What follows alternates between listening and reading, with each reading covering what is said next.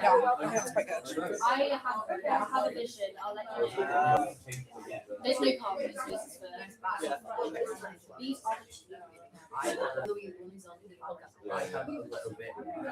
Sorry, the lights are really weak. Can you sound more? I think, yeah.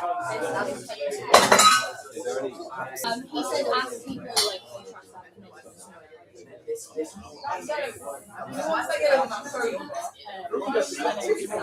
I'll tell you all of it now.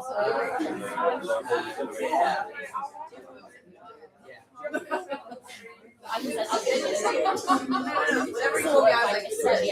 I'll these are the sofas. Yeah,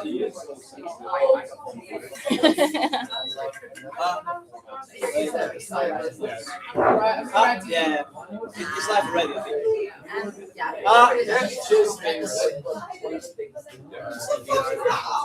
Ava, what is this again?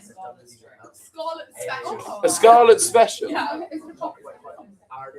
Peach snaps, pink gin, cranberry juice, orange juice, and something else maybe.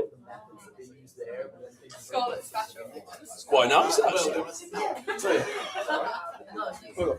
I was also the meeting. He wasn't talking the camera at the same time.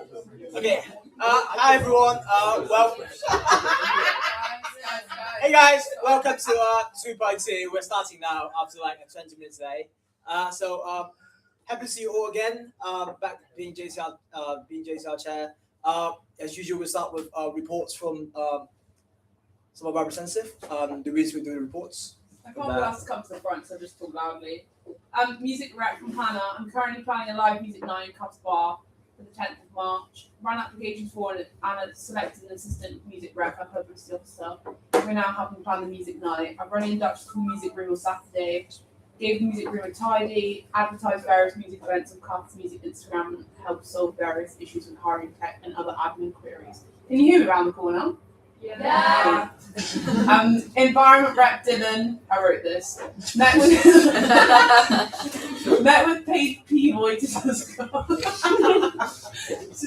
improving accessibility and affordability of plant-based meal options at college events and strategies to increase uptake.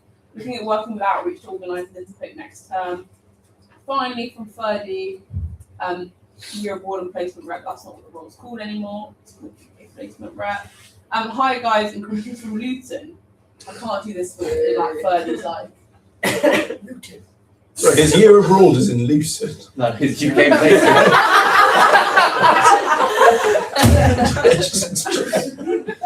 It's been a busy time. The full-time job is really having me work full-time, but I do have some things for you. We're doing a collaboration with the Faculty of Science Department to do a placement newsletter that I'm currently typing up for release in early March. Comes from Durham Psych Society about placement spotlight has gone slightly dead. So I've reached out to people who'd be interested, talking about their roles, so I'm setting up calls with them. Sabi's going to do a year abroad spotlight with a focus on what it's like being in Jordan during Ramadan. Spoken to Edward about including our placement spotlights and the CUS job opportunity spotlights. I'm also hopefully going to have a call with Edward and Rosie to talk about year out's ex-CUS development. Rosie has recently started the second part of her year abroad in Italy. I'm going to visit in a few weeks. I will make some CUS year out content, so hashtag watch this space. I had quite a few people reach out to me personally, RE placements, which is super fun. My longer term plan is still to create a huge placement guide, including advice from hiring managers on how to stand out. However, due to the aforementioned full-time job, whatever that means, and the timings of the guide being released, my new plan is for this to be created and advertised heavily before next year's main round of placement applications. That's all. Love you and miss you all. Also, genuinely, if you think about doing a placement, please reach out. Thank you. Okay, thank you for that. And next up, we have our senior returning officer to talk about some correspondence and some of the motions. Luke is doing the motions instead of me. Oh, okay. Sure. The correspondence basically is, you'll see, there are a lot of motions. We have more coming in the next few meetings. It's basically because the election rules were a bit stress tested recently, and we figured out they don't work. So there are some changes being made to them, so that we'll just be ready for a lot of motions coming through. And also on that note, just to re-clarify, as I do in most posts, that if you have any questions regard to do with elections, are you running for them, the outcomes of them, what Govcom have decided in them, please just email the SRO at cost.com account, because I will get back to you with a response as soon as I'm able to. So yeah, that's it. Can I just add to that as well? I think it'd be really good with us looking at a few different motions at the next few meetings. I'm going to plan a bit of an open meeting at some point if anyone does have any ideas about how we can change things. We'll have a bit of an open discussion in the next couple of days. So keep an eye on that. That's done with correspondence. So next up we'll have our first motion, the presidential election application reform motion. So Luca, do you want to talk about it? I just don't want I'll start by saying this is not my motion. I'm not proposing it or seconding it. So this JCR notes that the JCR president is a full-time paid position and CEO of an independent charity. The current Method 1 rules order does not clearly set out the consequences of late submission of required application materials. The JCR believes that the application process for the JCR president should be conducted in a professional manner, reflecting the responsibilities of a full-time role. Clear deadlines and consequences for late submission are necessary to ensure fairness and consistency. This JCR orders that Method 1 Rules Order 2.2.7 candidates who fail to send all their required materials to the SRO by 7 p.m. 3 days before the JCR meeting will no longer be eligible to run in the Method 1 presidential election in that JCR meeting. Okay. Is there any questions to the motion?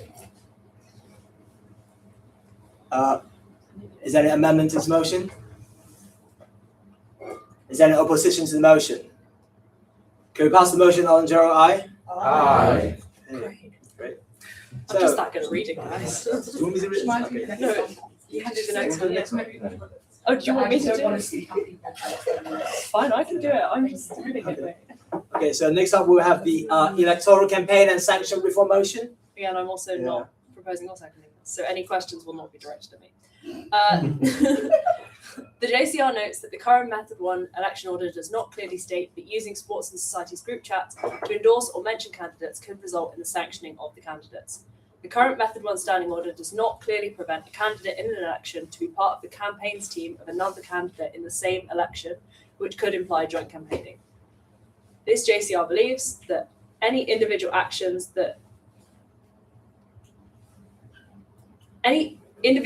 I think, by a campaigns team member on a candidate's behalf, or anything that campaigns for a candidate, should be monitored and policed by the government's committee to ensure the fairness of JCR elections, and that the use of sports and societies group chats to endorse candidates should be sanctioned by the governance committee, sanctioned as in not allowed rather than any other meaning of the word sanctioned. We do allow it.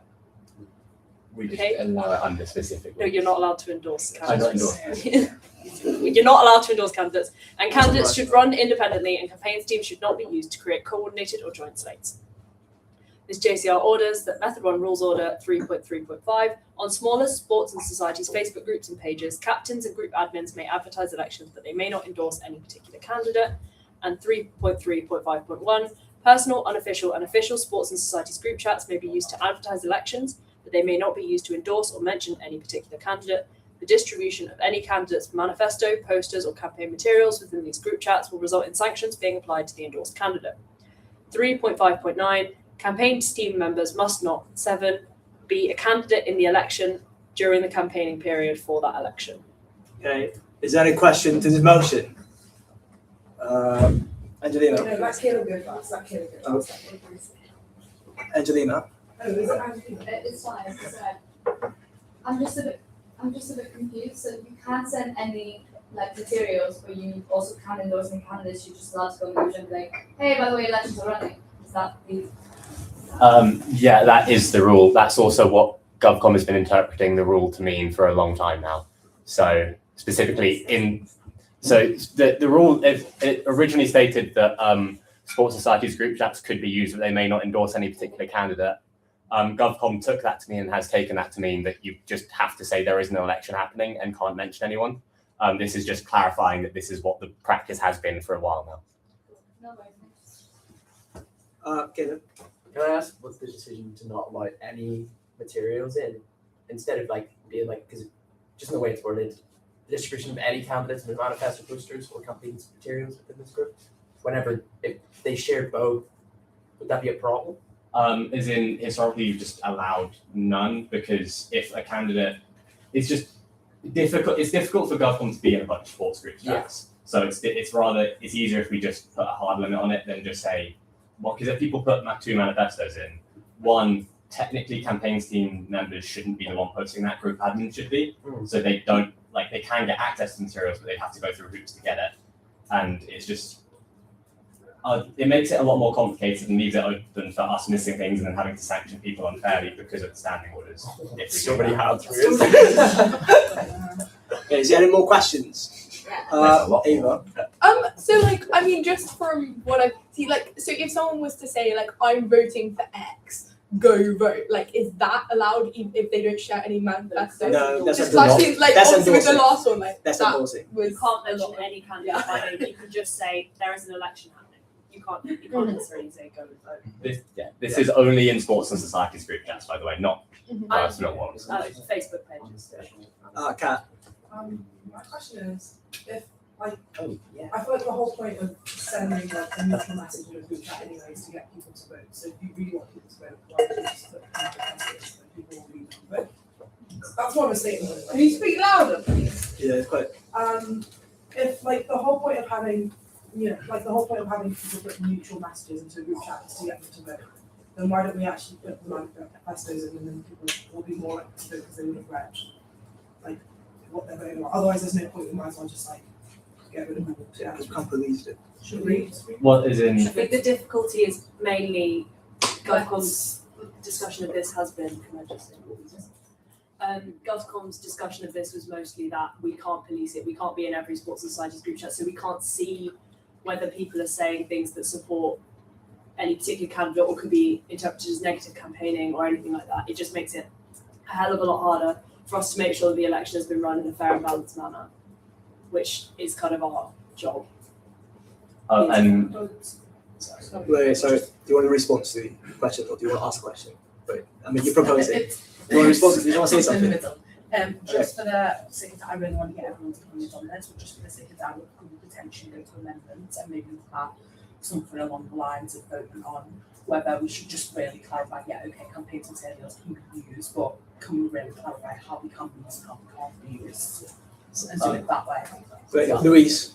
I think if you're going to send materials into the group chat, are you then going to send in, so say for this election, this round of elections, we have 5 different things running and we have like 10 candidates, are you going to send in all the manifestos? Because if you're just sending it for the people you support, it's then probably not that neutral because obviously you're trying to push for one candidate. Equally, I think if we were to do it where you can send in a Google Drive, I think that would be fine. But I don't know about sending manifestos because that's obvious who you're voting for. Rob? Yeah, Rob. Gabriel, Yeah. you said the word should in terms of who is allowed to neutrally post the link to vote in a sports and societies group chat. So you said it should be the group admin. Is that down in writing? Yes, it is down in writing. Any more questions to the motion before we go to amendments? If you hold the candidate responsible for what somebody does on their behalf, I mean, I don't know if anyone would be this like me, but does it not mean that like technically, if one of my mates was running and I was like the captain of a sports team, I could send the other person's materials in to get their sanction? That would be so juicy. That'd be actually pretty. Like, I don't know if anyone would do that, but it is a vulnerability. That Guys, can we just don't do that? well, that's you have that vulnerability with campaigns. It's malicious. So It's also, this might be a bit nitpicky. You said like a small. Kara, you want to say something, Kara? Like you said, small team, but like I'm thinking of like sports teams that I've been on, and like you have like the official one, but then you have like a bunch of different team ones, then you have like different exact ones, and then you have like Snapchat ones, and you have all this. How do you? Is there any way of defining what an official team group chat is? Because like every single, it's like Personal, unofficial, or official. Yeah. okay, every single football team has a different, like the string has like 8 different group chats probably. Like, and the rowing ones as well have like 5 million different ones because they're all like 1v, 2v, like. Yeah. No, sorry. I think it needs to be defined a bit better because otherwise there's too much room for interpretation. What do we mean by personal group chats? the personal one is a rule that was already there. Okay. We haven't added that one in. Okay. I think that's just like shit on like Snapchat. So you can't campaign on a personal There's not group chat. No, no, personal Guys, sports if you want society. to ask a question, please raise your hand because a lot of people are talking at the same time. That's not really efficient. So, does anyone has other questions for this motion? Angelina? Sorry. If the issue is monitoring and the issue is standardization, why don't we issue a standard text that everybody sends in their campaign group chats and they say this is what you have to give in if you're a captain or an admin to put into a thingy, and every year we just replace the link to the drive. Every time there's an election, we just replace the link to the drive. So then it's a standardized message to proof by Copcom, and if anybody else has anything other than that, then they can get sanctioned. Or anything in addition to that. I'm so happy with that amendment. It's a great If you want to idea. propose it.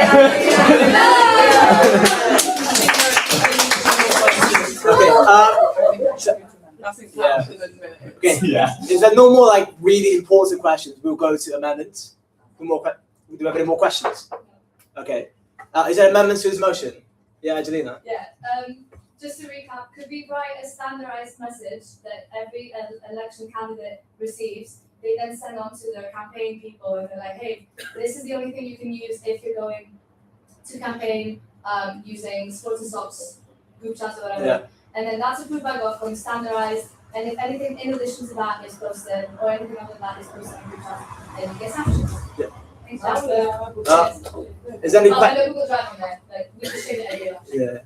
Yeah. Is there any questions to this motion? This is amendments, I think. Oh yeah, do you have a second though? Yeah. Okay. Is there any opposition to this amendment? Can we pass this amendment on the general eye? Aye. So, any more amendments to the amended motion? Do we have any more opposition to the amended motion that you can only send standardized text into sports and societies group chat?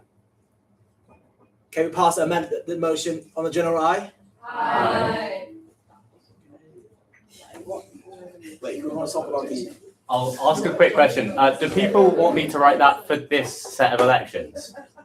I don't think you should ask people. Well, as in it's because Technically, it comes into Yeah. control and stuff.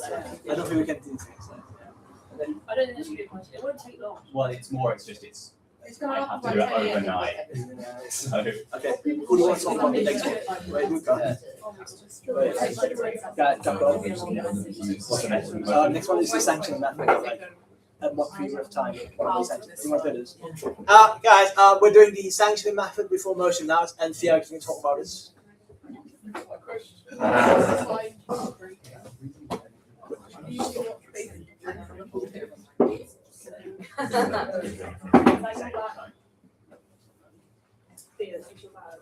Yeah.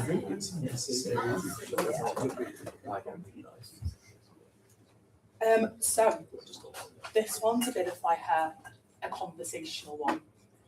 We talked about it for a few hours before GovCom, myself and Jasper. We then spoke together as GovCom about it, and we couldn't come to a master agreement on how it should be, how the timing should be. So I thought, let's do it in the most democratic way. Let's bring it in. It might take a while. Let's change it as much as we need to change it and get it right. So once we get it done now, we don't have to go back hopefully over the next couple of years, and it'll work. So basically, we wanted to just outline a bit more when certain things are going to be used. I think there's definitely potential in the future after open conversations to get rid of some of the things that we just for right now, which is a bit complicated. But as you'll see listed on the motion, there's the outline of reprimand, docket votes and disqualification as methods of sanction to the governance committee. I basically wanted to do it in a certain way to assure that the most extreme sets of sanctions are only used when they have to be. I don't want there to be I think things have been done fairly and democratically with voting previously, but I don't want there to be a situation where GovCom in that position, they can go, yeah, we're just going to do that. So I'm trying to do it based on time and say, okay, only at a certain point during a campaigning period, if there's a breach of any of the rules, this is when this will come into play, and it can only come into play past that point. So bear with me. It's been a while since I've read this. Yes, please. Okay. I'm going to go into the details a little bit. So basically, we changed that. We added description in the document votes, so that is if the document vote leads to a change in elected candidate, the election must be rerun, or meeting the sanction committee that direction. Oh, that's the same. Sorry. No, it's the timings. Oh yeah. No, it's not. It's No, whether that's governance also in committee there. chooses not to disqualify Oh, yeah. sanctioned candidates. Because the governance committee reserves the right to add additional sanctions to ensure that's- fairness of that's the all right. election rerun. Yeah, I was on the wrong page. Sorry. So for the document votes, we changed it into if the document votes is a change in elected candidate, then the election must be rerun. When the governance committee does not disqualify the sanctioned candidate because of the document vote, then the governance committee reserves the right to add additional sanction to ensure fairness of the election rerun. So like if you did something that you get docked and we rerun the election, you get like further sanction in next rerun the election. And we also add some timing about the use of sanction. When you break the rules before the JCR meeting that you're running an election in, you either get a reprimand, which is going to be a warning, or you're going to get a limitation on your campaigning methods, like changing the time that you can campaign, removing members of the campaign team. When you breach the campaigning rules and like election rules during the first 36 hours of a Meth 1 election, or during the first 52 hours of a presidential election, after the voting is open, then you either get a warning or you're going to get a limitation of campaigning methods. If you break the rules in the last 12 hours of either Meth 1 or presidential election, after the voting is open, then you either get a warning or docking a vote.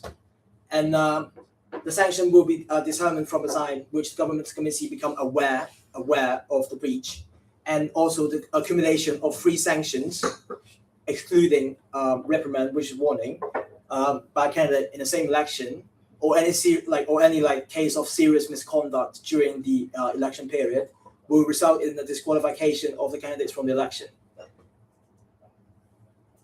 Yeah. I think we need to explain that last Which bit one? more. The last bit about sanctions, just to explain that in a bit more detail, that's not when GovCom turn around and say, oh, by the way, you need to remove this. That doesn't count. The reprimand doesn't count in that. That might need clarifying in the motion. What counts is when we say, okay, we're reducing your campaigning by this much or by this many people or whatever. If that happens more than 3 times within one election, we want to consider disqualification. Okay. Is there any questions to this motion? It might be better to go through them potentially one by one, just because there was about 5 different Yeah, things. we kind of tried to whack it into one to make it It'll be- They're going over my head and I'll give them there. Do we want to start by focusing on One. Document the votes. time of this? Of the time. Yeah. Okay, so we're going to do the questions bit by bit. If you have a question about the timing that we're issuing different sanctions, please raise your hand when I say so. So does anyone have any question about the timing of what sanctions should be used? Maybe read it out. Lauren. Just like to clarify, with the last 12 hours of like the election, like there's a big difference between like a reprimand and a dogging of votes, and like it might not necessarily require a dogging unless there's been like repeatings. So like just a question about the last 12 hours. The Why is that reason specific? Like, that we went for the last 12 hours, and I'm quite open to this being reduced as well, is because it gets to a certain point in the election where us going, hopefully it will just be a reprimand, it'll just be, but if it does get to a point where we need to put something in place, put in the sanction of saying, okay, you've got 1 less campaign team member or you've got a bit less campaigning time, at that point in the election, the majority of the votes have been made, it also doesn't give the candidates enough time to explain that and give clarity to their campaign team, which might lead to further issues for them. So I think at that point, it falls either to a warning or the docking of votes. Yeah. Is there any more question on the timing? Kat. No, You raise your hand. the timing, sorry. Okay. Caleb. In the first 36 hours of a Method 1 election, or the first 52 hours of Method 1, why would we not have the potentiality of docking votes? Surely there would be potential breaches which would result in a docking of votes. Is there a reason why that those? I'm just 36 trying to hours? avoid it as much as possible. Yeah. Because I don't think, as much as it's done in a very democratic way, if it does come to that point, You it wanna doesn't limit the feel ability right. to do it. I want to prevent it happening unless it really needs to be done, and that's why I've done that. And like a lot of the wording is like this is more like a guideline, like it may be this kind of sanction. The sanction may be either this and this, and like it's also like governance committee may impose sanction at its discretion as follows. I do fear if you don't leave yourself the option then then if a candidate does like, let's say, goes around and forces a bunch of people in Cotsbar to vote, and you get visible evidence of somebody doing that, there's like 30 votes that they got, then you could not dock those votes. Yeah. But that would be serious misconduct if you enforce more people. Right? Okay. But then would we have to, but then when you come to Disqualify, disqualify, yeah. that feels like a bit. Gabriel. So there is the clause all the way at the end of the orders bit where GovCon reserve the right to disqualify a candidate on any series. If at some point in the first part of an election, something so severe that you can't limit their campaigning methods in some way, because you can severely limit campaigning methods. You can just be like, you can't campaign anymore, sort of thing, etc. And so if it's severe enough where docking the votes is your first port of call, you also then need like past saying just you can't campaign. Yeah. Then you're considering disqualification, which we are saying you can do at any point during the election. Thank you. Okay. Is there more questions about the timing? Liam. So am I right in understanding that you decide which like time frame it falls into based on when GovCon become aware of it? Yes. So When the event is getting raised and GovCon is aware of the timing. It's like you have a response afterwards. Yeah, something could happen on like the first day of campaigning, but then GovCon don't find out until the last 2 hours of the election. but then surely it's not the person, if it falls into like a different time frame because of that, then that person will be punished more severely potentially than they would have if they noticed it sooner and that's not their fault. Yeah. So it's more, surely it's more objective to take it from the time that whatever infraction was committed rather than I know, but then if you take like if that was to happen, let's say something was to happen and we found out in the last hour of the campaign and then we said, oh okay, we're gonna cut off your last hour of campaigning for that, or we're gonna get rid of the member, that then is not reflective of the effect that thing could have. Like that's not gonna limit it in any way. And I know it's unfair on the candidate, but it's hard to make it fair, and also candidates just shouldn't be breaking the rules anyway. Yeah. At any Alex, point. Alex, you want to add something? To be fair, adding to that, the way that it is worded, where it says where the breach occurs during the first 36 hours, etc. I wouldn't probably interpret that as when GovCon are aware of it. That just says where the breach occurs, and I think future GovCon will not interpret it in that way. That doesn't work because We need to change the wording. Yeah. When we become And then aware. what we Yeah, we decide change on. all the wording of occur to. Do you want anyone of you want to amend it? Wait, I think we've got some more questions. I do, okay, yes. Is there more questions on the timing? Okay. Is there amendments to the timing? We need to change that. Yeah, the word. Do you guys want to? Do we need an official amendment to change? Yes. the Yeah. Can I propose an amendment to change the wording of the Occur to be aware of. occur to when GovCon is made aware of it? Is there any questions? Change it from. Well, and then when the breach occurs to when GovCon is made aware of the breach. Is there any question to the amendment that we're changing the wording to when the breach occurred to when the breach is made aware? Yeah. We might need to put in consideration for how long it has been since the breach occurred, because if it does happen on that first day, the effect can be much more. Yeah, but like we reserve the right though, like the two clauses allow us to reserve the right to do this. Severity of the sanction. Yeah. Okay. Is there any more questions to the amendment? Okay. Is there any opposition to the amendment? Can we pass the amendment on the general eye? Aye. Right, part 2. Oh, yeah. Sorry guys, this is going to be Yeah. so long. You're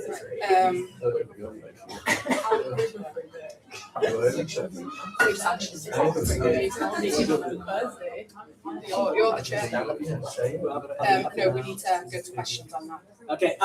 We're moving to the second part of the motion now. So it's about how the accumulation of 3 sanctions, excluding reprimand by a candidate in the same election, or instance of serious misconduct, will result in disqualification of the candidate from the election. And the clause that the disqualification may be imposed at any time during the election when the governance committee determines that the series of a breach. Kind of redundant. Is there any question to this part? Okay, then. No, we're just doing this part. Yeah, like the second part. Do we need this? Yeah, that's kind of the question. Do we need this? If the candidate does enough to be disqualified, GovCon has the right to impose that at any point. Why do we need a hard limit? I feel like that's playing it. I don't know. Maybe we just I don't know how to say this Three strikes in your eye. without. Firstly, I want to say 3 and the number. One of the parts put me on. If you want to make amendments to the number, please go for it. It was just like an idea. But the second part is, and I don't know how to word this without going into things. I basically, with this, want to put a certain amount of pressure off GovCon when it comes to them situations, because in certain cases when they do feel that pressure and they feel that they may need to disqualify someone, and they go to the trustees and say, what do we do? The trustees have the final say, and if the trustees, it's a turnaround, the trustees can still turn around regardless of several breaches and several things going on, and can still go, no, we can't disqualify, and I don't want somebody to be in that situation. Yeah. Yeah, it's not also about like if it's not like one big serious misconduct, it's like continuous of like very like breach of the rule, like no matter it's big or small. Like if it accumulates, then we officially make it add up to be a serious misconduct. Get everyone else. Sorry. Point in place. And these are mostly designed to give GovCon guidelines when to do sanctions, instead of just being like, these are the sanctions GovCon can do, and GovCon just having to know that how they've been used previously. And GovCon having to hold 7-hour meetings. Yeah. This is not so much to say, oh, we want to disqualify people. It's more to say, sorry, this isn't so much to say, oh, by the way, we want to disqualify people. It's more so much to say that we need to know where the line is, where we need to do that, because it's not very clear.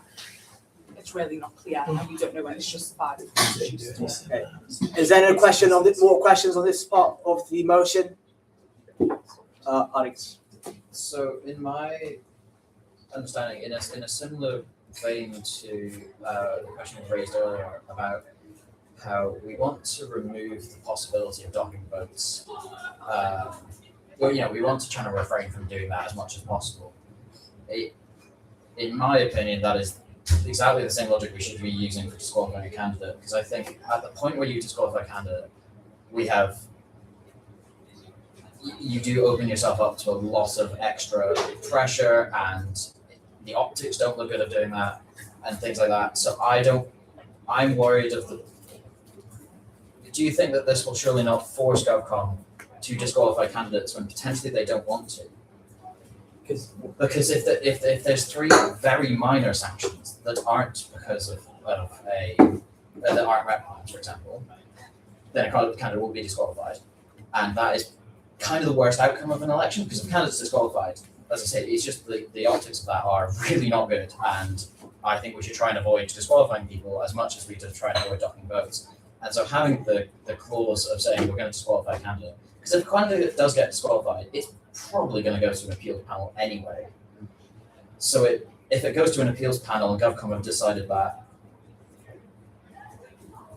then either from the following points in the standing order saying that the GovCon can just do that, or from this, it's going to go to an appeals panel. It's going to be massive. And so having sort of even more opportunities for GovCon to disqualify candidates, sometimes even if they may not feel that is the case, I don't know if that's potentially the right idea. That was a very long question. Sorry, Louise. I mean, it's so hard to explain, because it's not me wanting to go, oh yeah, we should disqualify more candidates. That's not what I want to say. It's more if GovCon ends up in a case where so many things are being wrong, which never happens, but it's more for the guidance of GovCon and for the protection of the people that have to make that decision. That's what I can understand, but my issue is that I think that situation, there is already so much that's occurred to get to that situation that it will already be a for want of a better word, shit show. So it's kind of like language.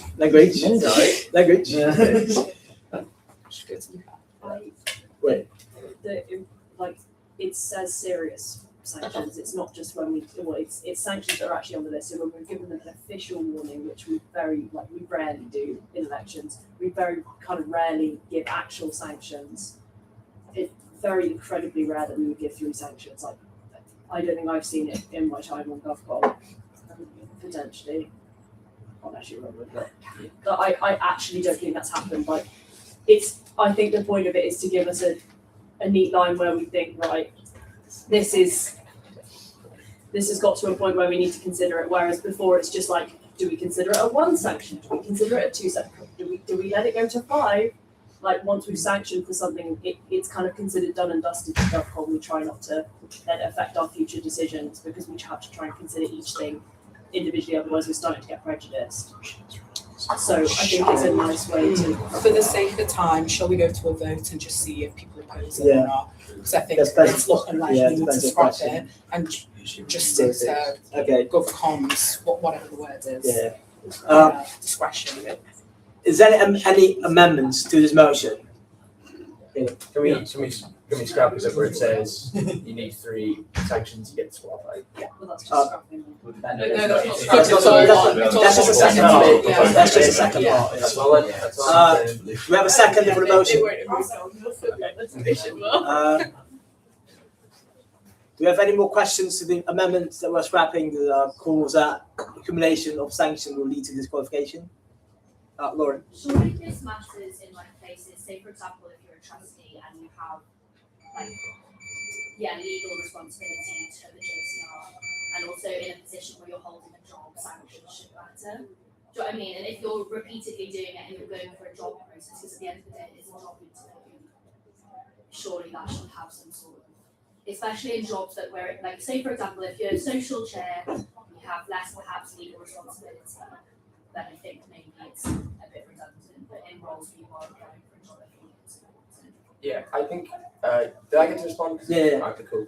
I think that's fair. I think then we should definitely still scrap it because this includes all method ones, right? And then the other thing is, I don't know. Maybe I'm missing it.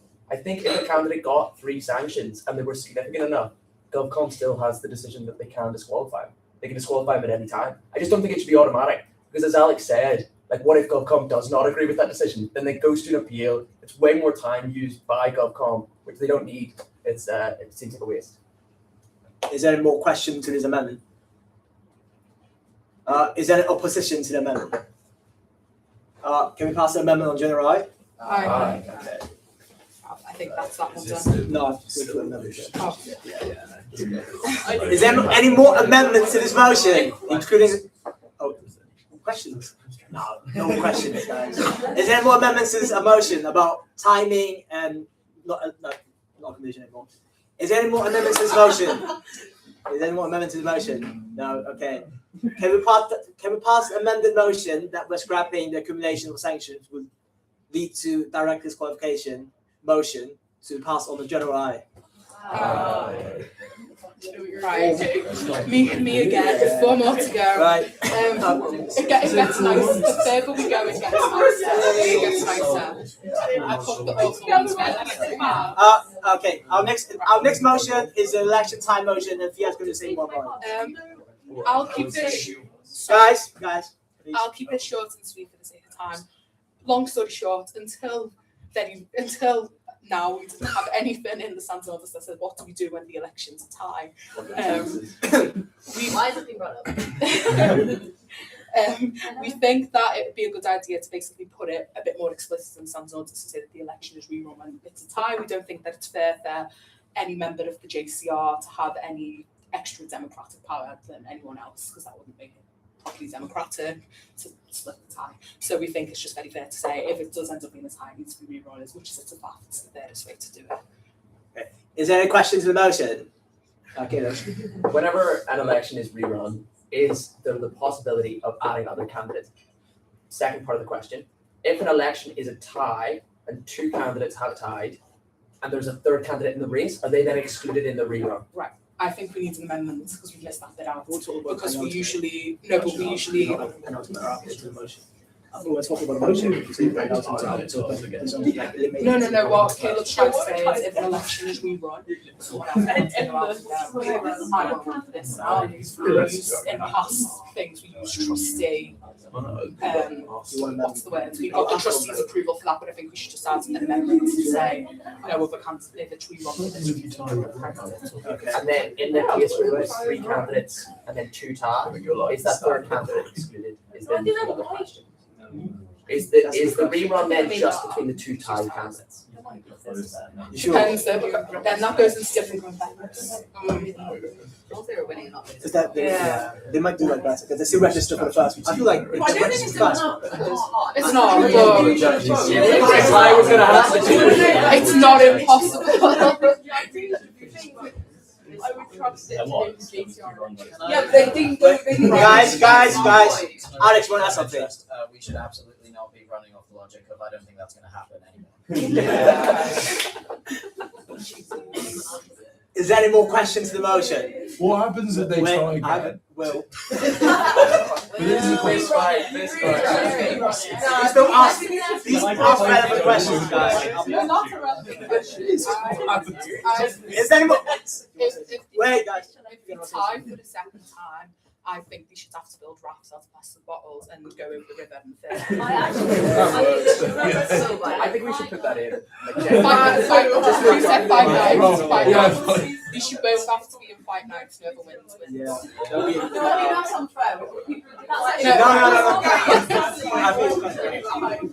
Okay, is there more actual questions for this motion? Is there an amendment to the motion? Yeah, I guess so. Yeah. Can we amend it so? I guess I'll just picture it as one way. If people disagree, then they can disagree. If we amend it so if the election is rerun, it only features the 2 candidates who ran the first time when the election tied. Do I have a second? Is there any question to the amendment that only the two ultimate candidates can? Yeah. What if someone wants to change their mind and realise they actually want to vote for the third person? Well, what if it's a 3-way tie? Then you just run this. Okay, so this is guys, can you like lower your hands until I ask for questions? Like you keep putting your hand up. I don't know who should go first. Okay, keep your hands down for now. Is there any more questions to the amendment, Luca? What if it's an election where multiple candidates are being elected to the post? Oh. So like in the welfare election. Yeah. Then the tier of chooses obviously. Is there an option where GovCom get to like go off another time and think about it and bring it back to the next? Yes, we're just not. In the case where you spoke about this. on the point of order, in the case of multiple elections, like where you like student trustee where you have 2 going in. If you had guys, someone's talking. If you have 2 who've tied and there are 2 positions, STV they won't tie because STV will just give them positions because it does a quota system. But if there are 2 positions and 1 gets it and then 2 more tie, you just rerun it with 1 position with those 2. Yeah. It's a very simple. What if you have a 3-way tie for 2 positions? Then you just rerun it with both. Okay, well then maybe let's not be specific with the numbers. We're worried about that, but just with the tied candidates. If we rerun the election with the tied candidates. Yeah. Yes? Okay. And when there's a few ways how we can change it. Yeah. Is there any more questions to the amendment, Rob? You can't. So say you have 2 that tie and they're winning and 1's not, who has fewer votes. You can't exclude them from a rerun because say there's. Oh no, you can't go. Never mind. Wait, is there more questions to the amendment, Gabriel? The question is like, in the case you have a third candidate who's lost by 1 vote, is it then fair to? Well, this is my thing. I don't necessarily think that this should be the way that it is, but I think that it has to be some way. So I've decided to just came down on it. Okay. Is there more questions to the amendment?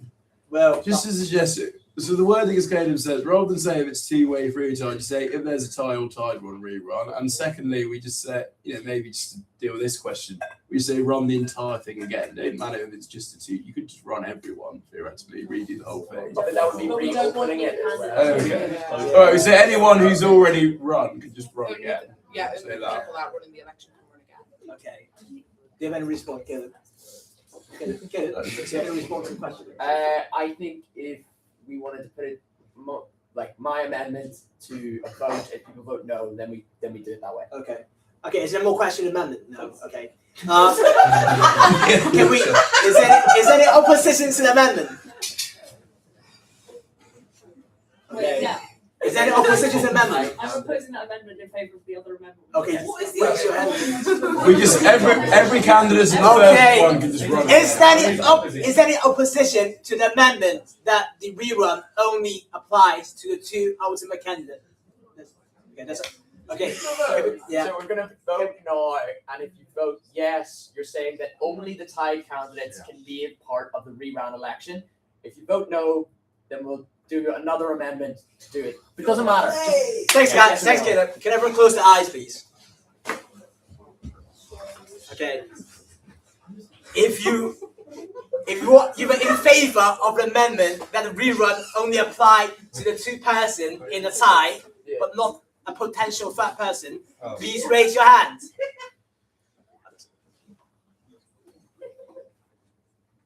Guys, please close your eyes.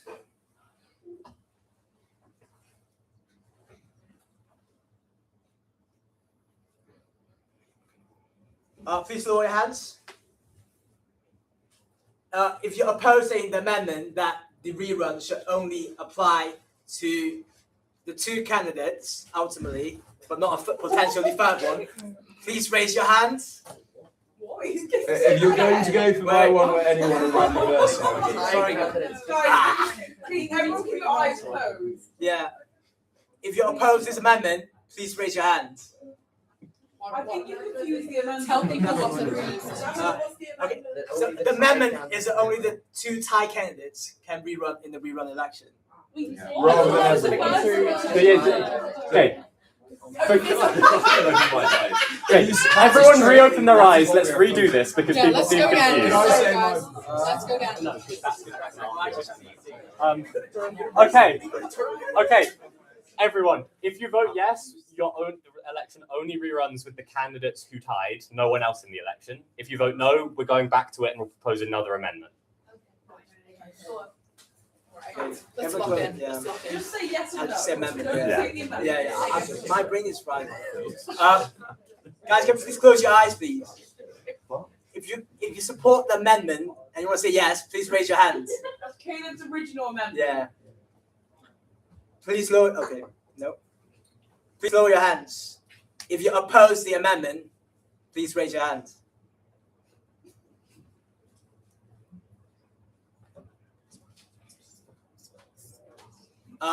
Please lower your hands and open your eyes. Yeah. Wait. You can't do it for proposing, it's not proposing it anymore. What? Oh yeah. I'll find that. I take my vote and put it for proposal. Oh my god. Right. It passed. It passed. Yeah. Amendments passed. Amendments passed. Guys. Is there more amendment to the motion? Is there any opposition to amend the motion? We do. Wait, what? So Is there any No, opposition yours to is amend just the it went motion? it passed that only the drawn candidates get to rerun. Okay. We just passed the amendment. Now we're talking about if we're passing the amended motion. So is there any opposition to the amended motion?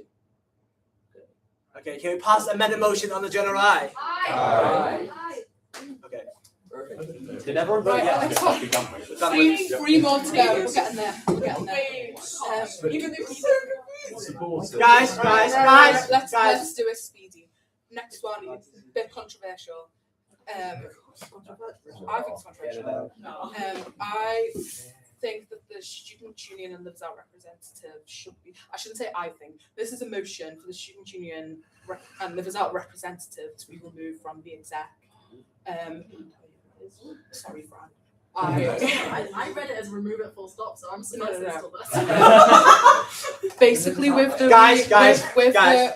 with the restructure of the role, and the fact that you don't vote on assembly anymore. Obviously, I'm doing some work right now to try and make sure that this is really representative and working really closely with the SU. But actually, the majority of the role is the lives out representative side, which I think acts like a bit more of a community's role and a bit more of a representative. I don't see. And this is not personally about anyone, this is about the role itself. I don't see what it adds to the exec and meetings of the executive committee, and I don't think it's necessary for the position to be there. If we do pass this motion, that will be for the upcoming election of the role. So that will be, as of after this meeting, it will be removed from the current issue and live as out representative until the 1st of July will remain on the exec, but the next one will not. Okay. Is there any question to the motion? No. Great. Is there an amendment to the motion? Can we pass the motion? Is there any opposition to the motion? Can we pass the motion on the general eye? Aye. Don't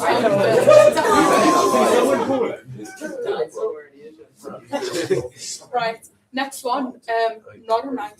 Not a very nice one, but we're gonna do a cuffs specs and we're gonna make some fucking noise. Sorry, that's not professional. We're gonna make some noise.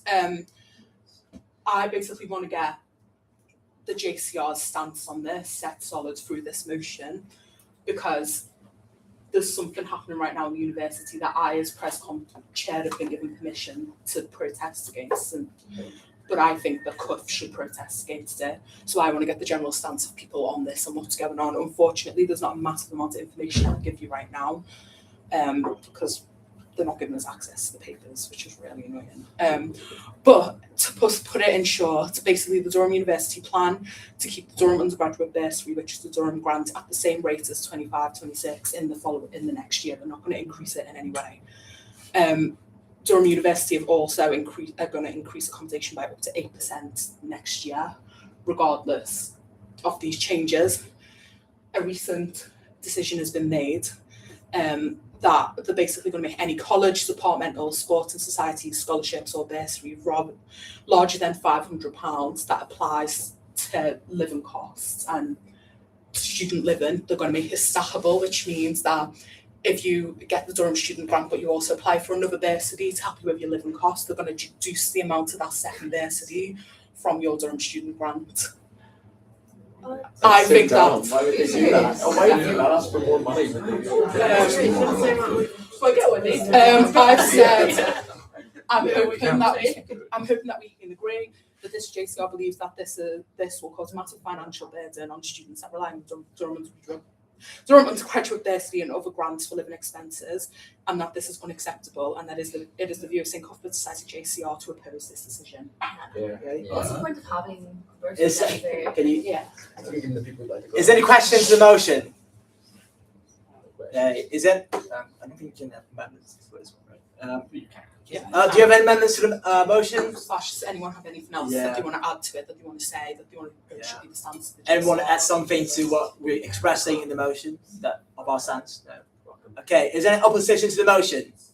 Can we pass the motion on the general eye? Aye. I'll let you know when we're going to Palace Green really soon. Oh yeah, keeping it out. Right, the last one's a really nice one, a positive way to end it. Unfortunately, she's not here tonight, but I'd like to give an honorary life membership to Sydney Ewing, that she's made an outstanding contribution to St Cuthbert's Society over the years here. And I just think that she deserves it as she continues in her postgrad degree to add to the community. She's made incredible contributions to Cuthbert throughout her time at Durham. She's also made outstanding contributions to the International Committee and the Postgraduates and Mature Students Committee in her time at Cubs. She continues to be really involved in the JCR and Rowan at the beginning of the PhD, and I think that she's deserving of this honorary life membership for the rest of the years here. Hey, is there any questions to this motion? Is there any opposition to the motion? Can we pass the motion on the general eye? Aye. Break time until 9. Is that too long? Guys, we're gonna have a break until 9. Please come back on time for election. I need to get my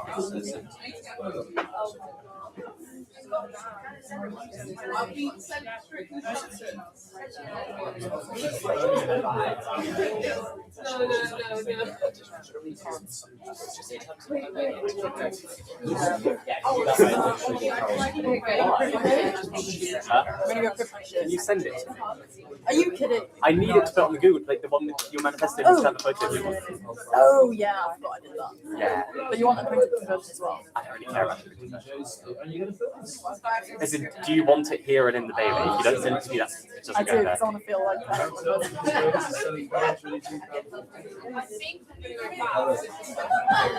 Sorry. Yeah. Yeah, I haven't been to that expression. Oh God, don't remind me. I don't even know what to do now. There's no one here, so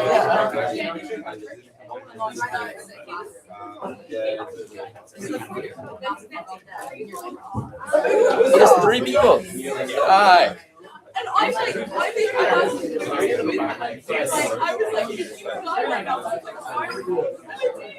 Poor baby's using GC by Wednesday. He's got a good situation going on. He's got your babies to see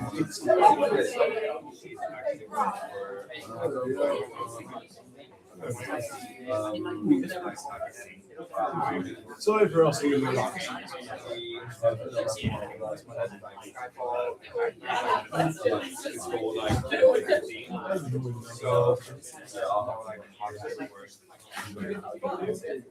Yeah. I better win one. Yo. 196. It feels like it feels like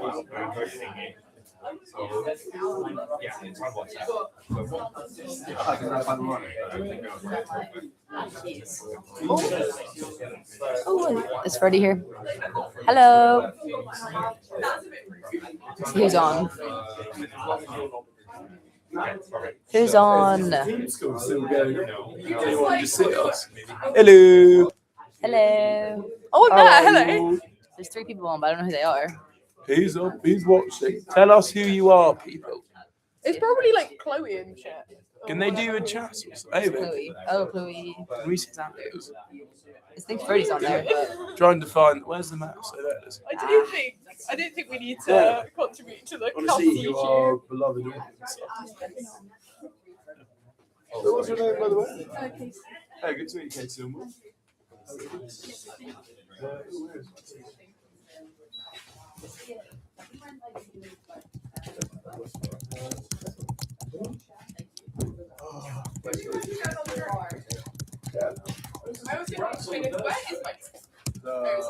Is this your birth?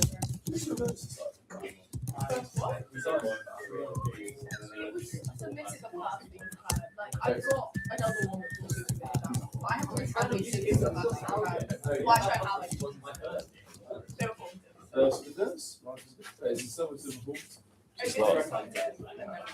I don't know who it is. There's 3 of them. Oh, there's 2 now. I've been hanging around for too long. But emojis are good. Yeah, I would imagine so. Just gonna send that in. I'm sorry, can we hug out? Yeah, we're hugging on camera. Guys, me and Evan are gonna hug out because I've literally been hitting him today. Oh, is it Freddie? Hi, Freddie! It's Freddie with 2 accounts again. No, it might be Ferdy and it might be Dan Massa, or it might Can be we someone see? who's Can we just see? joined. No, we can't.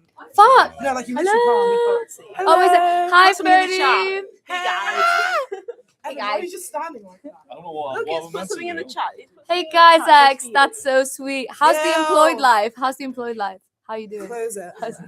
Buddy. Who has Ferdy? Who has a better power pose, me or Evan? Uh oh. Oh, it's Chloe. Hi, Chloe. It's Chloe. Got paid yesterday. Life is good. Hell Oh, yeah. he can't Hell even yeah. spell. He wrote got paid yesterday. Life is goo. Don't worry about it. Don't worry about it. Evan's power pose is more. Yikes. Yeah, that's not actually. Yikes. There's less Freddie's talking to himself. Freddie, don't fucking do that. He doesn't need more of an ego. Hey.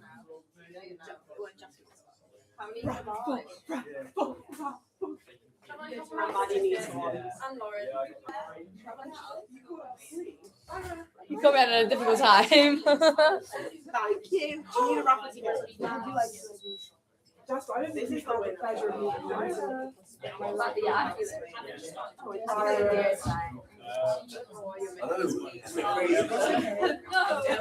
No, there's nothing in place to tell us to do. So. Hey, Birdie. Got pay yesterday. Life is good. Life is gooks. Life is gooks. Life is gooks. Evan's power pose is more nonchalant. What about my power pose? Yeah, what about our power pose?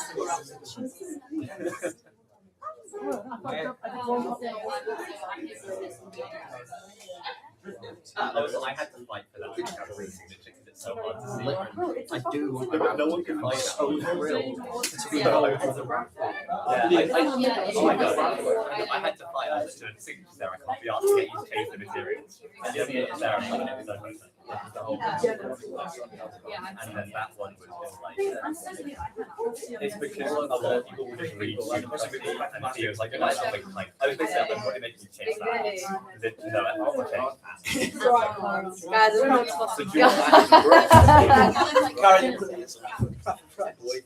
Sorry? Do you want to do some rough rights? No, because they're free.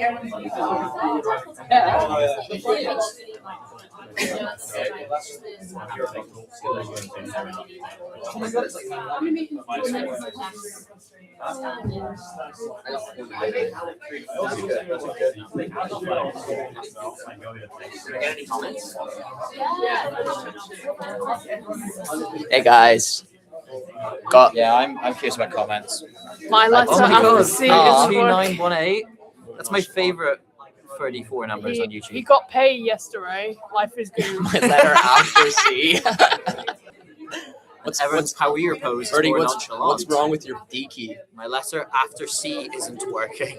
Yeah, take some. Wow. I feel like, you know Milton Jones, the comedian?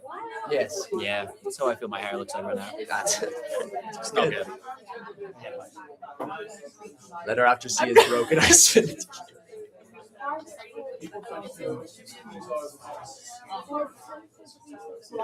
Aha. Bertie, do you want a raffle number?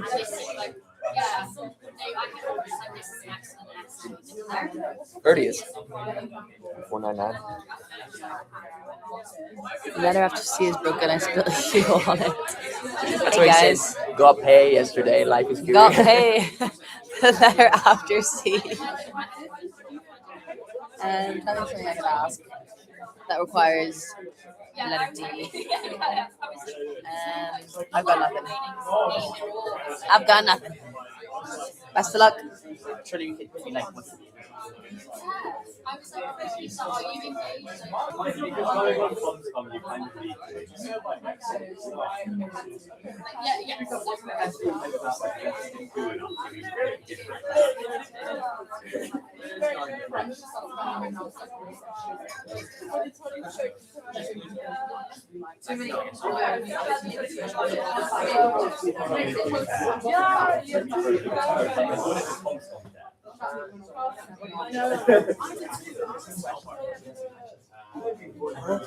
You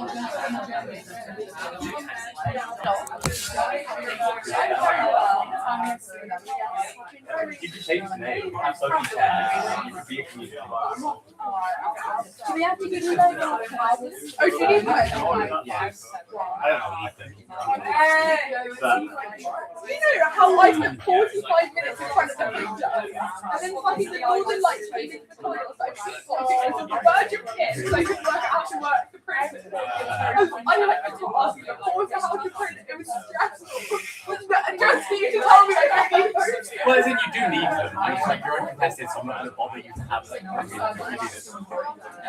I've been on my pile. This is our university. Yeah, the uni obviously needs the money. If you have them, you can I do have them. And I will put the word that's 5 minutes of my time. Never seen the poster. I literally choose. Hey, you showed me like the one.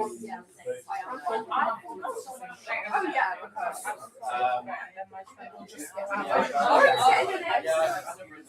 I know this conference, but I just 45 minutes of time outside the bar before I get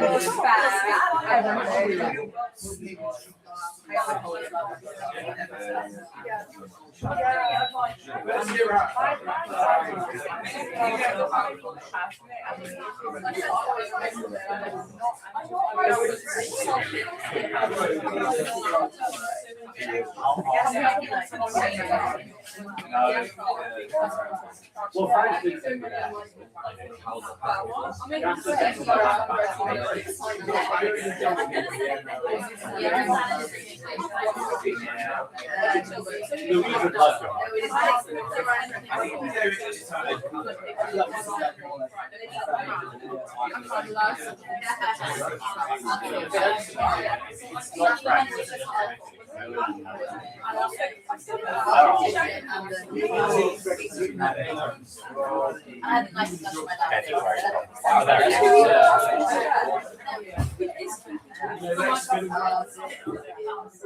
yeah, that, I still have it.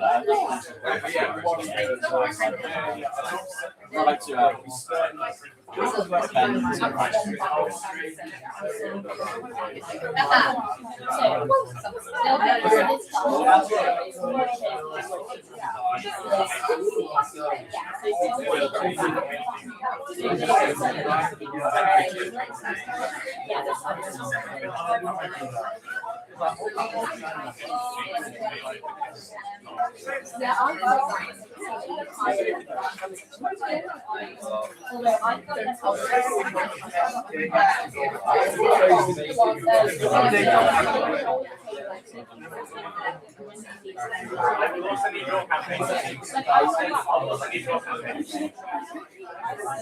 well, given the way to do that, so you don't have to. But you need it before voting on.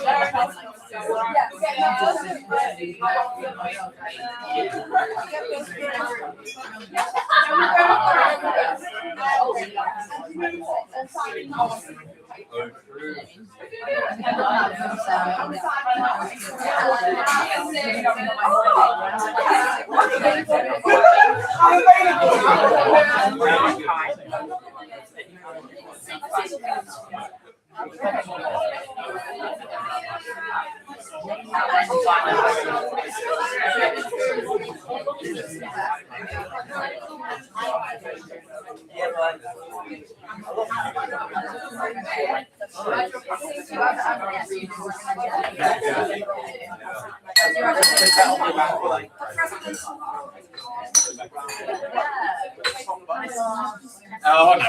Yeah.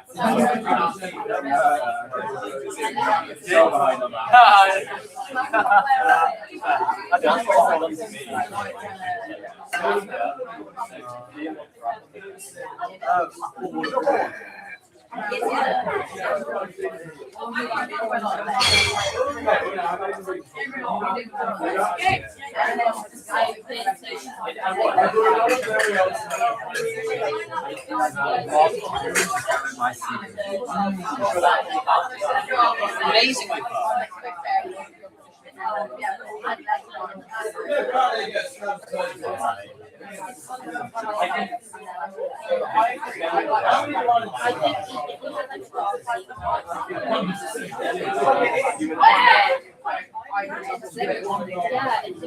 There. Or there. I'm gonna order like 4.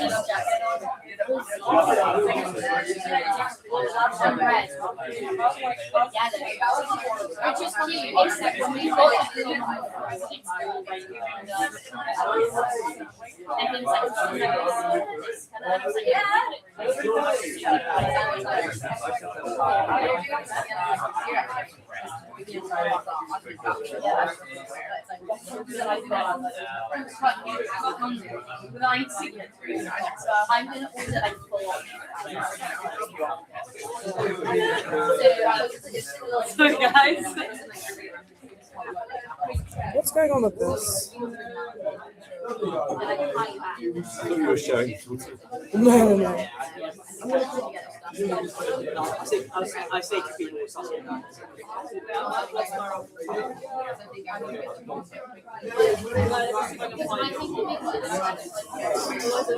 surely like give like everyone run the numbers. If I run the numbers. Yeah, but then I'd have double the chance of It's not hilarious.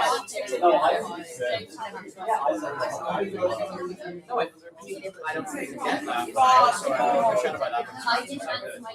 But also, you can say that.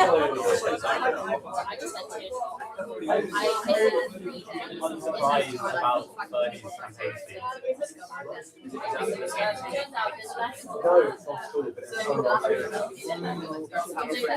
I think it's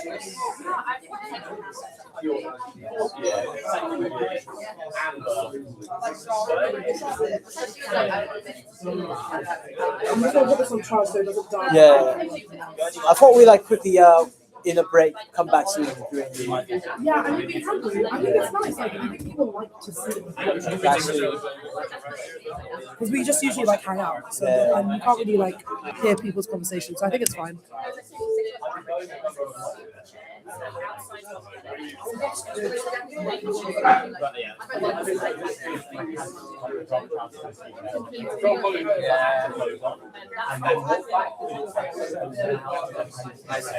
No, we were trying to work out where we're going to be.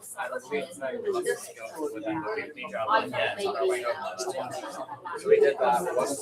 Back in Woodland, and then we watched the Scotland Wales game.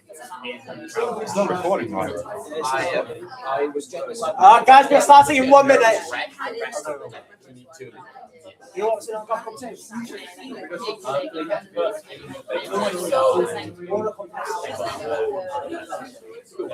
I think from a hair climb,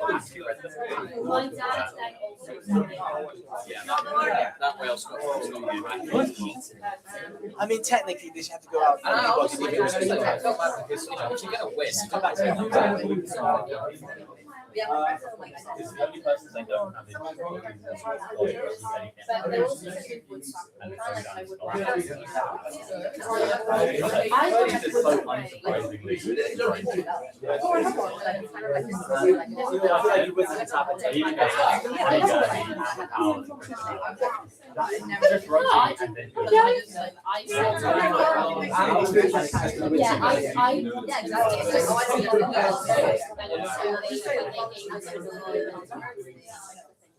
Just don't say the number if it comes up. Well, it's like people they don't know. Okay.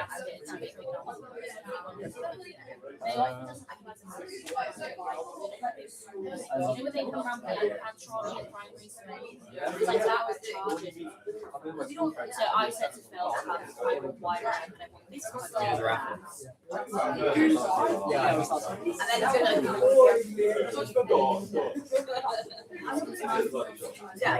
I fucking know, right? Guys, we're starting now.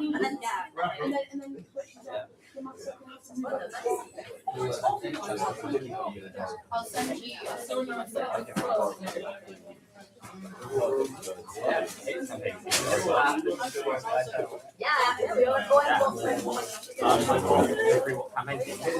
I've got them all in different pages. Right, guys, I'm starting raffling now, so if you don't sit down, you're getting a prize. Okay, so the first prize of today is Haribo's, as I always do. So, and the raffle goes to number. Let's run it. 512. What's that? 512. What's that? Unfortunately, you get to rerun the raffle. Oh yeah. Sold the prize, bro. Don't make yeah. Yeah. What? No. Alex, Okay. So our second prize is still Haribo's because of circumstances, and Haribo's goes to number 500.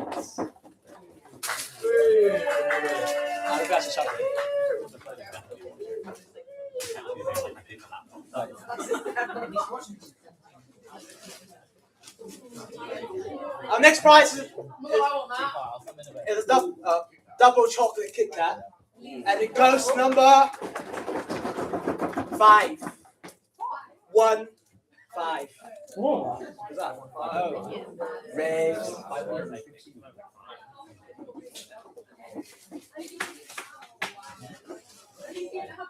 Next up, we have a tiny can of Pringles, and the Pringles goes to number 530.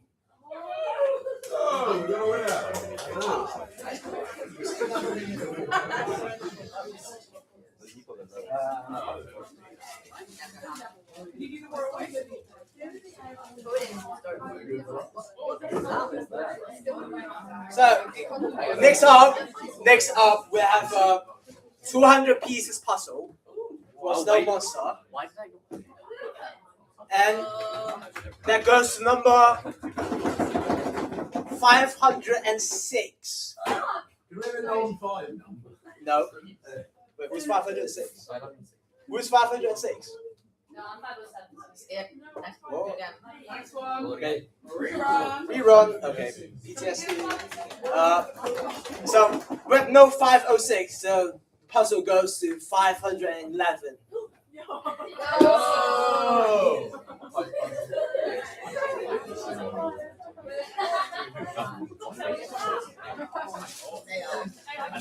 Next up, we have a Pan Ultimate Prize, which is a set of waterproof on-the-go poker sets. And it goes to number 515. Again. Oh, I remember someone say they don't want a number that's starting with 5. So this time we actually get 499. We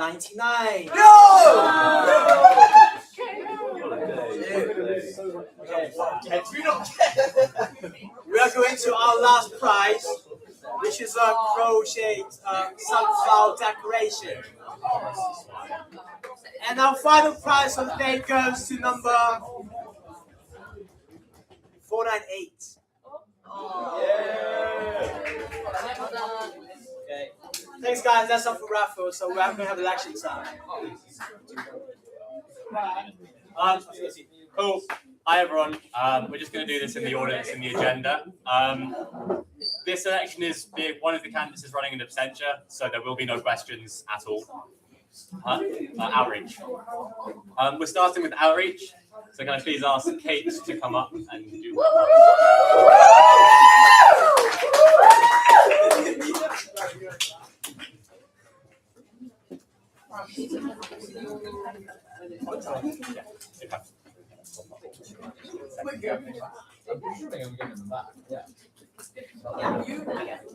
Gabriel? Yeah.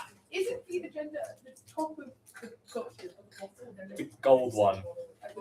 Yeah. Is it a different order at the bottom? Sure. Fun. Oh, they're different. No way. It's not. I changed. Well, we'll let Kate ask. Hi everyone, I'm Kate, a second year combined honours student, and I would love to be your next outreach chair. This year outreach has been absolutely amazing, and I would love to work with the outreach committee to build on the work of this year. Since stepping into the JCR world as head rep this year, I really felt motivated to give back, not just to Cubs, but to the wider Durham community. And although Freshers Week was stressful at times, I really enjoyed working alongside JCR officers and the lovely reps who are all so passionate about Cubs, and I would love to continue to do this as outreach chair. Alongside that, I've had experience running a whole range of outreach events, from a pop-up cafe, a dog show. I did a Teachers Strictly when I was charity rep at school.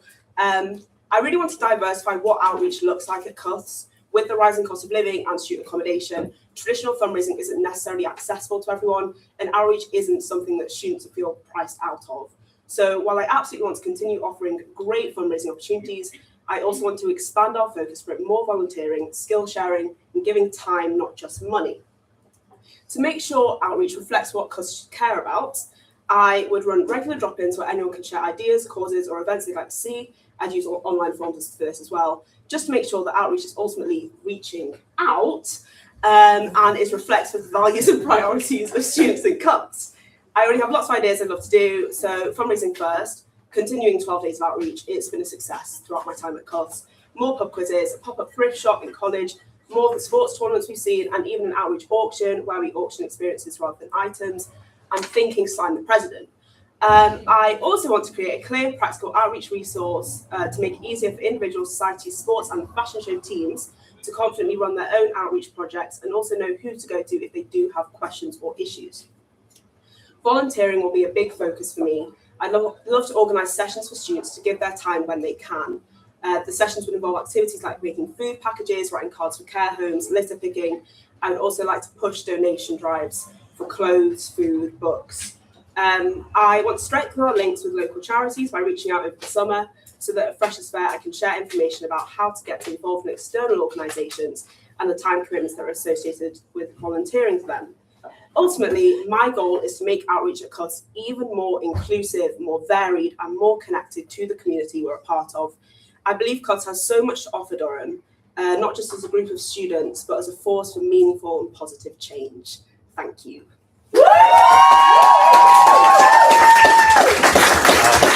Again, as the other candidate in this election is running the session, there will be no questions, so thank you very much.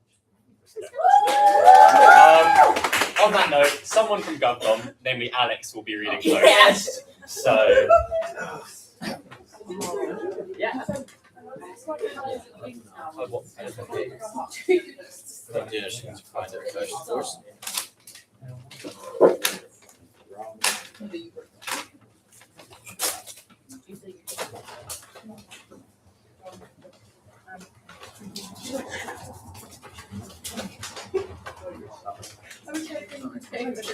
Hurry up. Hello everyone, I'm Chloe Zander, a second year politics and history student, and I'm running to be your next outreach chair. I'm very sorry that I couldn't be here in person today, but I am actually entertaining for a Raise charity event tonight, which brings me to why I considered running for this role in the first place. It's so important to recognise the privileges we have and to know when and how to give back, whether that's by giving money to charity or by donating belongings, or lending your talents in support of different causes.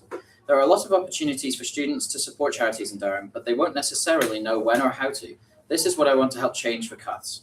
I'd really love to put on more small-scale events throughout the year to help students find ways to give back to society, whether by donating or encouraging others to. I would also really like to work more with the publicity committee to make sure that all events are advertised as well as possible. A lot of students won't necessarily follow all of the smaller accounts, like the outreach one, and so that they won't know about the opportunities to support different charities unless they're advertised on the main accounts too. I would like to collaborate with different sports and societies to bring charity engagement up. For example, by encouraging friendly competition between sport clubs to see who can raise the most money for a certain charity. When students don't get involved in the JCR, the best way to get them through to them and get them interested in outreach is often through sports and societies, which is why I would like to make this a big part of my strategy as outreach chair.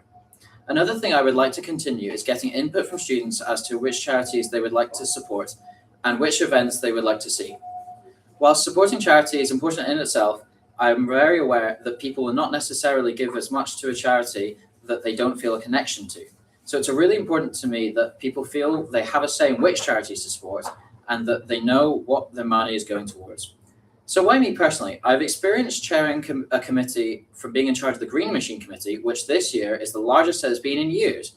I have also helped organise and put on and entertain for various charity events. Last year, as music rep, I was able to help during 12 days of outreach by putting on Cots Christmas concert, which saw incredible engagement.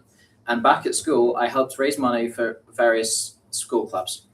With my band, Pink Lemonade, I've also been able to play in support of charities like Movember and the Northeast Youth Alliance.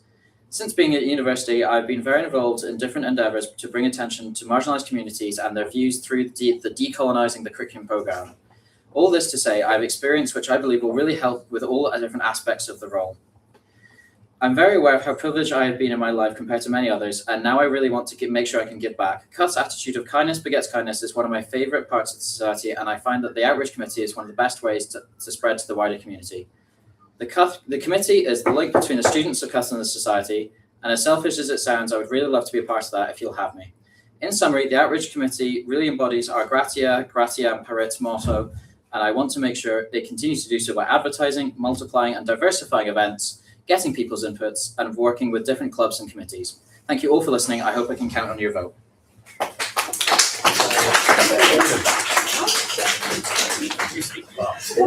Okay. Well, that is it for the outreach chair election. There we go. Next, we have social chair. So could Ava please come up? When's the last time the timer on my phone? Like, I want to know. I'll knock at 15 seconds, I think. Give it like for the vibe. Fix that whatever. Yay, I'm so hyped. Hiya, so for those of you who do not know me, I'm Ava, I'm a fresher, and today I'm running to be your social chair. So last time I was up here hosting, it weren't too planned. Cara, who I told you had a shout out, told me that form manager is a really cool role, so I hosted for it. But in hosting for that role, that has led me to be here yet again today. But this time I actually planned for it, and I've actually put thought into how I can contribute to CUTS as social chair. So what are my plans? What a great question. So firstly, I'd introduce smaller scale ticketed events run via social com about once a term. Perhaps we may previously have held a formal, for example, Oktoberfest, summer garden party events, etc.